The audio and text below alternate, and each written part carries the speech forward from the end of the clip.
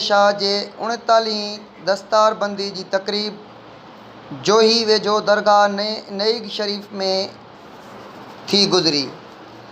तक़रीब में वॾे वज़ीर सैयद मुराद अली शाह, सैयद अहमद शाह, सूबाई वज़ीर सैयद नासिर हुसैन शाह, सूबाई वज़ीर इम्तियाज़ शेख, सरजील इनाम मेमून ऐं सरदार मीर मंज़ूर पंवर, सरदार दुर्ममन बोज़दार, सरदार दातल ख़ान जमाली, सैयद ज़ैन शाह, सरदार लुत्फ़ुल्लाह नगर ख़ान बिरोही ऐं ॿियनि पारां सैयद ग़ुलाम शाह जे पगदार पुट सैयद सालेह शाह जे पग खे वर ॾिना विया।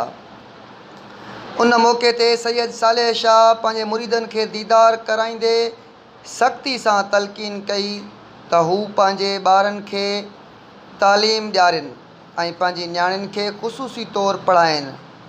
सैयद सालेह शाह जिलानी पंहिंजे मुरीदनि खे चयो त पंहिंजे पाड़े वारनि जो ख़्यालु रखो, मुसीबत में ॿियनि जी मदद कयो। उन मौक़े ते सैयद सालेह शाह जिलानी मुरीदनि लाइ ख़ुसूसी दुआ पिणु घुरी। सैयद सालेह शाह जिलानी खे पग ॿधाइण खां पोइ रवायत मूजिबि कलंगी पिणु पाराई वई, जंहिंखे ॾिसण लाइ सिंध समेत पंजाब, बलोचिस्तान ऐं ख़ैबर पख्तूनख्वा खां वॾे अंग में मुरीद पहुतल हुआ।